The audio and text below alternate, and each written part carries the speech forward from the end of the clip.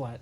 Okay, so we're talking to a crane operator tonight. He thinks he has the best proof against gravity using practical reality, but in fact, it is the worst proof against gravity, and we'll see why. And I have a few resources that I have pulled up that'll help us, and we're going to do some actual math on his bullshit tonight.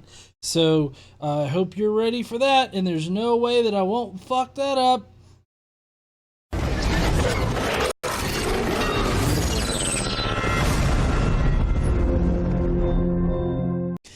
So, this is a crane operator. He thinks he has gravity beat with the worst proof against gravity. And so, he's going to show us a video. Hopefully that doesn't get copyrighted or anything like that. And then we're going to go into his actual demonstration, I guess. There's actually 2 videos. The Mafia only saw one of the videos, this first one. But there's a second one too. We're going to have a quick look at the heliocentric fantasist claims that mass attracts mass. We're going to have a quick look at this demonstration, and then we're going to absolutely annihilate it with practical reality. Okay, so he says he's going to use practical reality, but really he just says, oh, I suppose this is the situation. And so he's not actually going to prove anything. But the experiment that he's about to show is similar in fashion to the Cavendish experiment, which definitely proves that mass attracts mass. The Cavendish experiment is set up so that the slightest amount of additional force applied to another object will cause it to move. And that's exactly what this particular experiment is going to demonstrate for you. But of course, he goes immediately to the conspiracy theory that obviously the experiment's been tampered with, and then he gives his reasons why for thinking that. Let's have a quick look. On each end of the bar, we put a lead ball.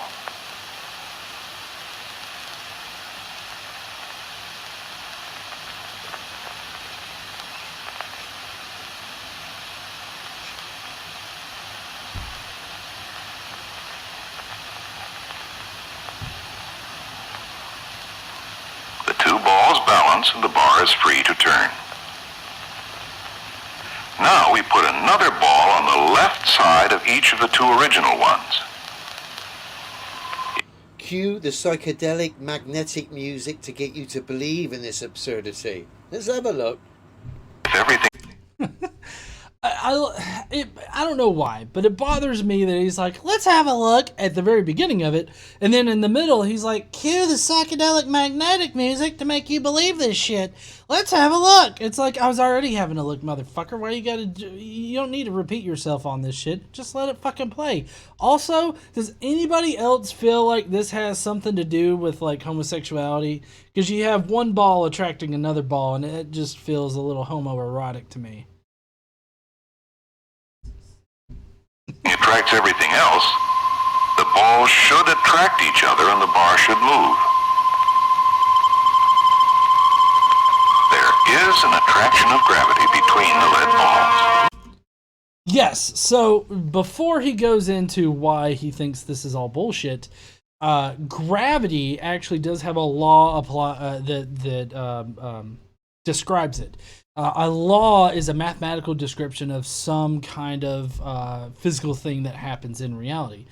This particular law is the gravitational constant times mass 1, mass 1 times mass 2 divided by the radius. So it depends on how far away the 2 masses are. It depends on how big the 2 masses are. And yes, it definitely depends on how big your balls are. You got big balls, you will definitely gravitate towards... You'll cause smaller balls to gravitate towards you. Thank you, honey. But anyways, so it operates on that particular law. Now, gravity is a fictitious force. Now, that doesn't mean that it doesn't exist, of course. But what fictitious forces are. They're apparent forces, like the centrifugal force. That's the force that you feel like when you're on a merry-go-round or something. It goes spinning really fast, and then you're not holding on, so the merry-go-round flings your ass off of it because you're a dipshit. That would be an example of a apparent force. Gravity is similar to this because gravity is actually caused by the warping of space-time. But we can still measure it as if it were a force, and that's why the law of gravity still exists and hasn't been disproven. Oh, urgent! Uhan Roderick, urgent! Balls! Thank you for your attention. No, hold on, sorry. So we got Pete Brimble, who also donated earlier, saying, little something for the great content you do. Thank you, Pete. I appreciate that. That bought me a beer tonight. And then Uhan said, I'm late. Join skepticmafia.com. Do it.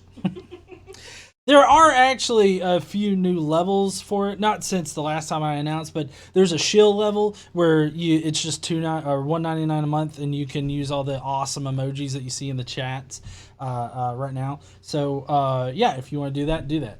But anyways, let's get back. That's what gravity is. It's a force. We can measure it and we can calculate it. He doesn't seem to know this though. Ooh. How do I know you're not turning that above the camera there, my dear man? I feel like something tickled his balls right when he paused the video. It's like, woo! Oh, that tickled my balls and called me Jimmy. I don't.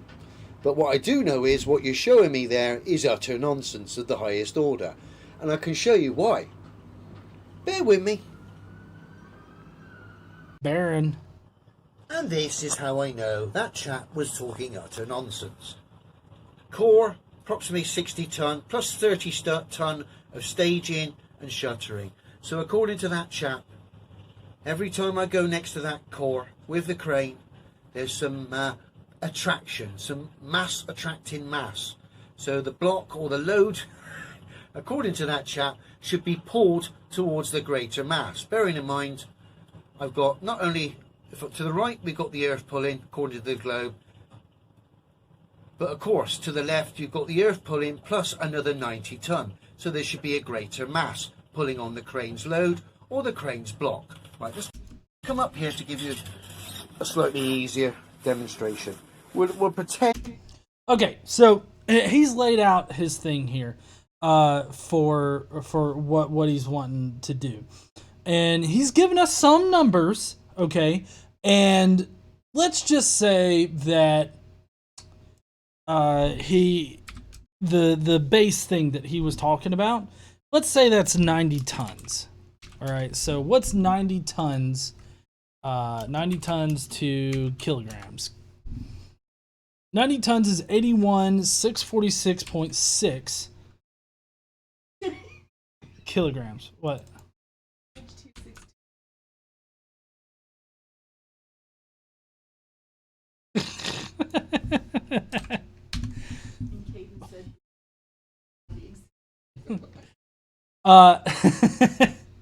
Let's see. I don't have this pulled up. So here's our gravity calculator.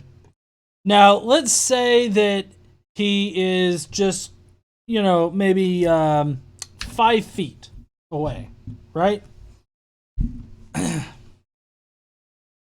So let's assume that he has a 12-ton payload attached to his crane, and his crane is sitting 5 feet away from that 90-ton base thing that he was talking about.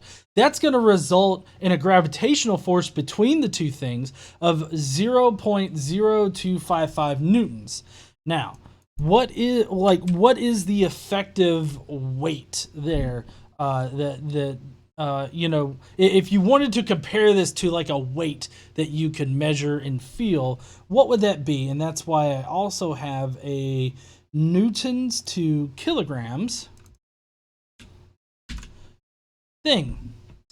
That is 0.0026 kilograms. That's not much. You would not feel any kind of pull or anything like that on his crane, because it would round to 0 newtons or 0 kilograms. Sorry, it would round to 0.02 newtons, but you're not gonna feel that amount of force, but he's expecting to feel that kind of force, and that's his fundamental misunderstanding here, is that he thinks he should feel it when he really shouldn't. And I don't know why. I don't know why he hasn't actually researched like the law of gravity or anything like that in order to plug these numbers in, because he's using very specific weight numbers here, and he'll use very specific weight numbers later in the next video. He uses very specific numbers coming up here in just a second.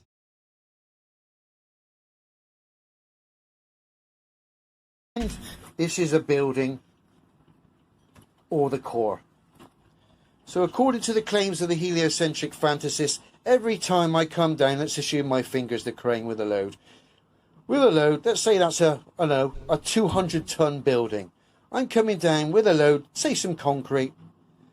They're claiming that mass attracts mass. So according to their fantasy world, every time I do a lift, either next to a building or next to a core, there's a pulling force pulling at the crane's load or block to try and get it to attract to each other.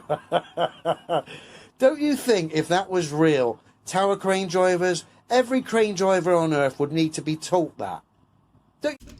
Yes, I think that if that particular situation that you described was reality, then definitely everybody would be told, don't get your crane shit next to other shit, which would make crane operating almost impossible, I would imagine. But luckily, that's not the reality that we live in. You know that, but you want to say that's proof that gravity doesn't exist or that mass doesn't attract mass. When in reality, if we go back to our little math here, let's see. Let's say that building, right, is 200 tons. Okay, that's 181,000 kilograms. Let's plug this into our little calculators here. Let's get them back up on the screen.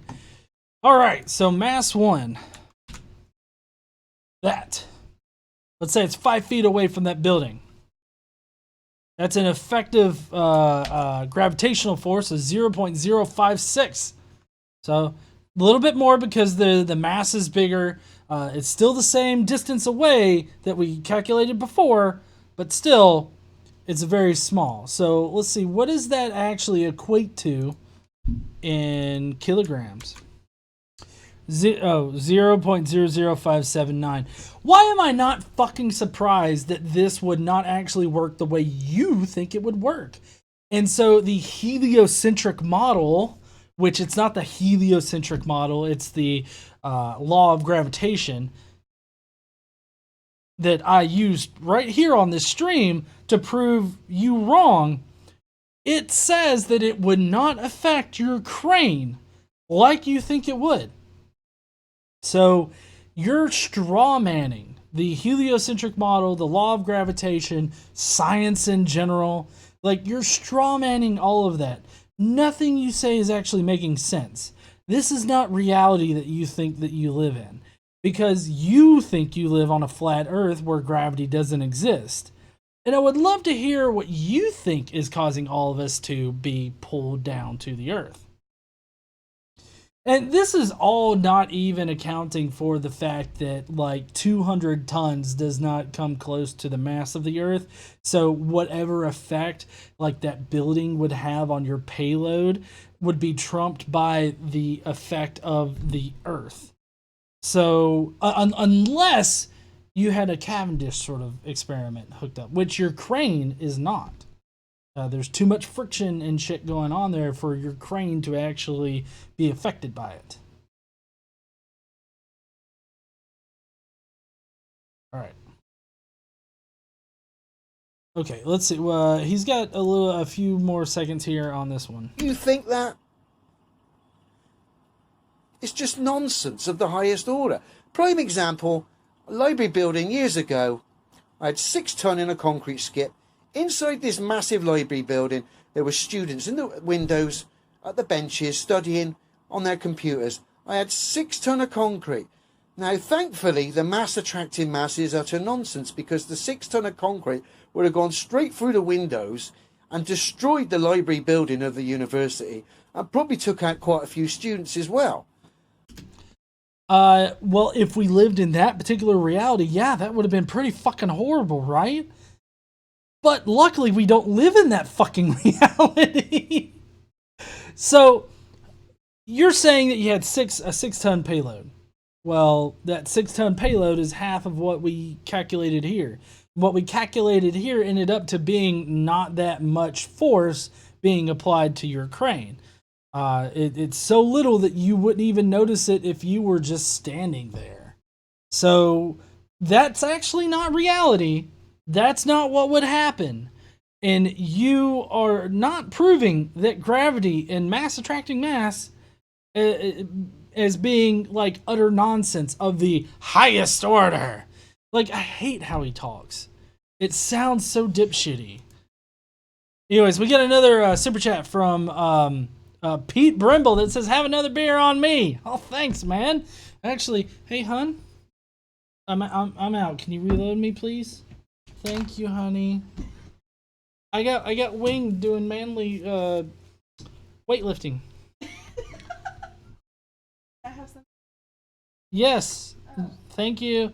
Anyways, Uhan Roderick, not sure if this will cover a ball wax or not, but for realsies, thank you, GE and Casey, for giving us heathens an amazing community to hang out in while watching some awesome videos. You two and all my fellow heathens. I love you two and all my fellow heathens. Thank you, Uhan. I really appreciate that, man. You're awesome. All right. Can you see how ridiculous this heliocentric nonsense is? I can assure you, driving cranes, whether it be ped cranes, tower cranes, for the last 20 years, there is no force of mass attracting mass. So, Sirnian in the comments here has actually, thank you, honey, has actually pointed out something that's very important. So the masses of the two have to be big, like the masses of the two things, at least one of the things has to be huge in order for gravity to have a significant effect on the other object. And so the fact that you're working with these relatively small objects, like 90 tons, 200 tons, 6 tons, in the grand scheme of things, those are very small objects. And so you're not going to have a lot of force being applied to it because gravity is the weakest of the forces. So, no, none of this shit is making sense, at least not the way that you think. It definitely makes sense to me because flat earthers don't know a goddamn thing about physics. Otherwise, I would never be able to do a lift next to a building or a big core or anything with a lot of mass, because it would pull me to the building or the core or whatever the great mass is. Nonsense. Well, yeah, it's weird because he's like, nonsense. And I'm like, yes, it's nonsense because you're not making any sense. None of this is reality. You're just straw manning the argument, and you continue to double down on your straw manning arguments. So it just, it amazes me. It's amazing. And the Random Explorer, thank you for your super chat. Volcano Guy this morning, and now this is stupidity overload. And I have to say, it is. I mean, I can't believe these people actually exist. Absolute nonsense. Again, the tower crane destroys the heliocentric fantasy. So at this point, you should be imagining imagine this, if you will. Honey, close your eyes. Everybody, heathens, close your eyes. There's a pigeon sitting in a crane operator blindfolded, and he's shitting on himself, and then he declares himself the winner of the chess game that's going on down the street, and he flies away. That's exactly what just happened. What's wrong with me? What's wrong with this fuck? All right, so we're gonna watch the next one. The next one is part 2. Mafia hasn't actually seen this next one. If they checked out his channel, they might have. But this next one, the Mafia hadn't even seen yet. Last This is week we Mass Attracts destroyed Mass the Part 2. heliocentric fantasy of mass attracting mass. We're going to do it again in a slightly different manner this time. Again, using a crane as an example, using the heliocentric fantasist's claims, and we're just going to annihilate it with common sense and practical reality. He loves that particular phrase, practical reality. And it's like, no, practical reality actually doesn't dispute the law of gravity, or the Cavendish experiment, or anything really that you hope to accomplish by these videos. So I think that we have different conceptions of what practical reality is. Let's just have a look what this chap's got to say. First, we weigh a small lead pyramid to measure the force of attraction between it and the Earth. Its weight is 152.166 grams.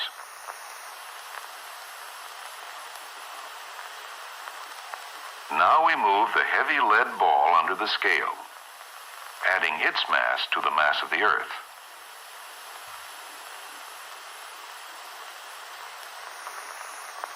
The weight has increased by 1,000th of a gram, which represents the attraction between the pyramid and the ball.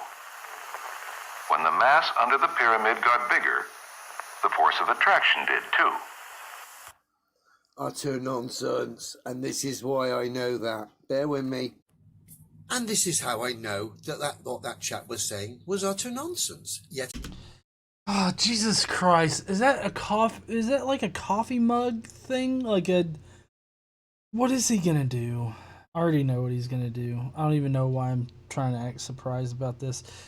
No, that was actually a pretty good example of how, you can test the law of gravity, because adding more mass directly underneath an object will cause the collective forces that are operating on that object to increase, because you have more mass beneath it. It's just that you have to have a fine, like a very finely tuned scale or anything like that in order for it to be affected by it. I mean, everything, like right now, my face is definitely attracted to this desk. And the only thing that's keeping it there is keeping it from colliding is the fact that gravity is a weak force, and I can fight against my urge to face desk. again, let's assume this is a tall building, 200 ton, right? I'm being generous here. A tall building would generally be, with a concrete core, concrete floors, a lot heavier. Let's say it's a 10-story building weighing 200 ton. Oh, okay, good. So what you're saying is that we can bring up our gravity calculator again and our Newton to kilograms just to see what the effects would be. We've already got 200 tons. That was the last weight that we used. And then we've already got 12 tons, which I think is probably what you're going to use in this. So it seems like we're all set up. I'm picking up 12 ton, which is the absolute limit I can pick up in this tower crane, okay? So I picked up 12 ton from the ground, the limit the crane can pick up, hoisted up, slewed across to above the building. I'm now lowering my 12 ton down onto the roof of the 200 ton building. I stop it a few inches above the top of the building so the banksman can get the skids to land the load onto the building, okay? Now, Okay, we've got our problem here. A crane operator has lifted 12 tons with his giant crane and has placed it a few inches above the 200-ton building. What would be the gravitational forces operating between those two objects, hovering with the 12-ton object hovering just inches above the 200-ton object? Well, let's see. We've got to modify our little calculator here because we had 5 feet, but he said a few inches. So let's actually go to the little inches part here. And let's say he said a few, so let's go with 3. So the gravitational force there would be 22 newtons. Oh, that's a lot more than what we've previously calculated here. So maybe it'll work out for him? I don't know. Honey, do you think it's going to work out for him? No? Oh, well, that's a 2.3 kilogram difference. Okay. So basically that 12-ton payload that he has weighs 2.3 kilograms more, which, let's see, let's get a percentage down here. So here's the mass of that one, plus 2.3.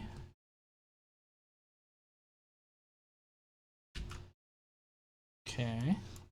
And then we're just doing some quick math here. Hold on, guys. I'm so sorry about this. So that is a no, you're fine. Hold on. So just so I don't fuck this up.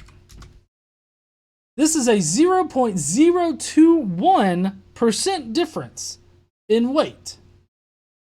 I don't really think that he's going to be able to detect that weight. I don't think that his crane would be able to at least react to that much extra weight.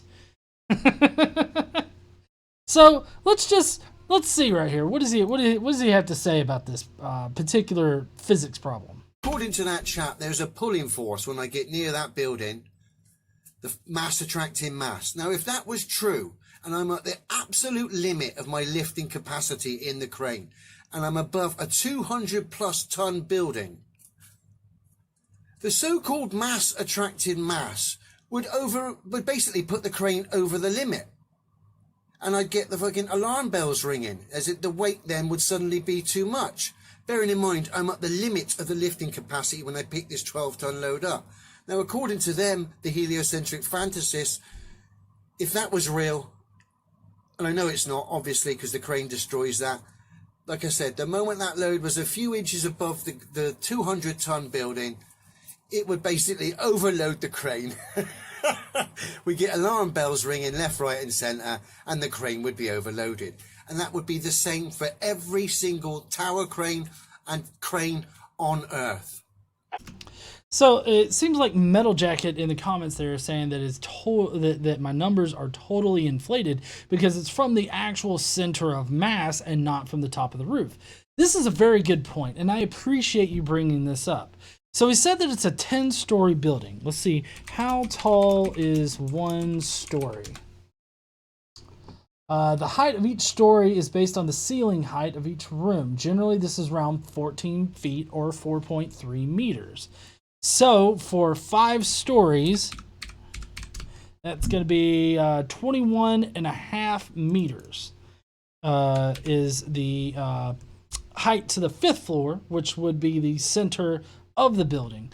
And then we're not really given any kind of dimensions for how big it is or anything like that other than the mass. So it would be 21.5 meters, which should,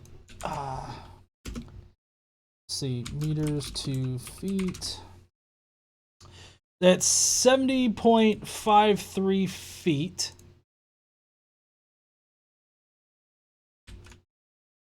See, let's actually get that in inches.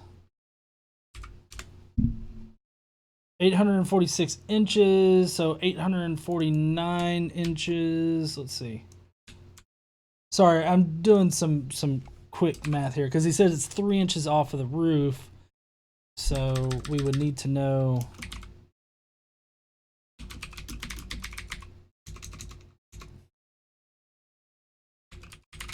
Math, yes, honey, math is a little boring, but don't worry. So it's 70 foot 0.78 something. Okay, so I'm just trying to be very precise here and actually do it. So he's got 70 foot. And then what in the fuck is 0.78 of a foot? Let's see.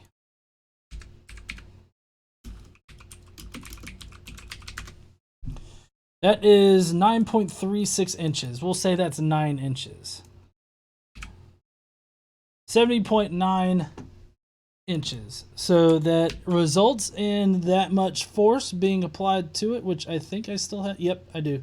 Okay, so let's go back over here to our newtons to kilograms, and that would be 0.00003 kilograms.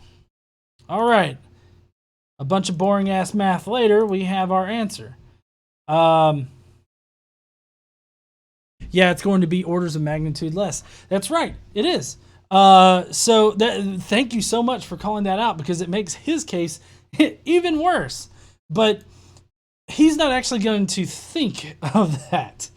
He's not going to think about this, that it's the center of mass and not just the very top of a building. But even so, even if it were taken from the very top of the building, you would still not be able to detect that on his crane. So that's the point that I was making. Isn't that answer in newtons? The answer is in newtons, but I have a newtons to kilograms converter right below that converts it to the kilograms that would be added onto the 12 tons that he's carrying, which that amount of weight would not be detected on his crane. Do you see the problems that would cause? Again, it's utter nonsense. And yet again, the tower crane destroys the heliocentric fantasy. I like how the pigeon is now continuing to shit on himself and then still proclaiming himself the winner of a chess game he's not even fucking playing. Because we showed right here on the stream using basic math that his crane would not be able to detect the amount of force that was being added onto his 12-ton load.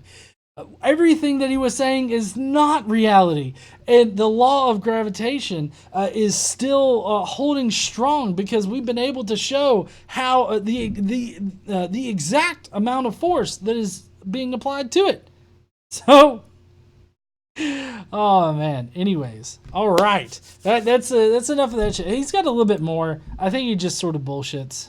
Oh wait, no, he's got a very heartwarming thing to say here to lead us out of this video. Sorry guys, I didn't want the globe to be a lie, but it is. It's utter nonsense. All I'm doing is highlighting the obvious problems with what we're told about the heliocentric fantasy and giving you direct, real world, practical demonstrations that make a mockery of the globe. Again, like I said, the tower crane destroys the globe. Hold on.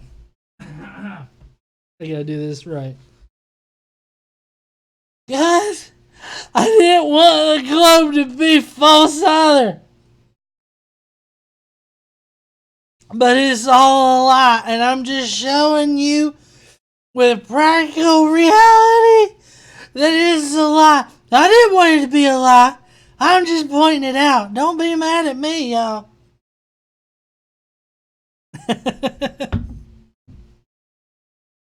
I think it's hilarious how you now have a lot of flat earthers that are like, I didn't want it to be a lie, but it is a lie. It's like, okay. I feel like you're trying to tell me this so that I'll believe you more. Like, oh, I didn't come into this wanting it to be a lie. It's like, hopefully nobody goes into investigating something hoping for like one way or another. I would hope that you would try to be as unbiased as possible. So you saying that you're being as unbiased as possible is just like, oh, okay, you want a fucking cookie for that? It's something that you're supposed to do when you investigate some shit.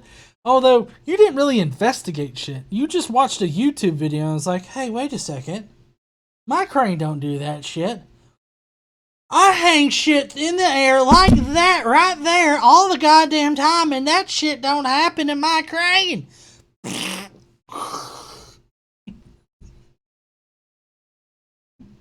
That was the pigeon shitting on itself and flying away.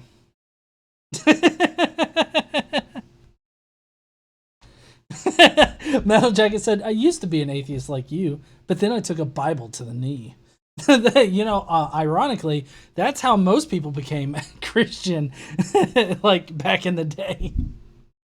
Anyways, that's it for that tonight. I really appreciate all you heathens joining me. If you're going to be leaving and not sticking around for the Skeptic Mafia comments, then I hope that you will leave a comment down below. Let me know what you think about this. Did I get some math wrong or whatnot? Because, like I said, if Metal Jacket hadn't have been there, I would have fucked up and not made his case worse.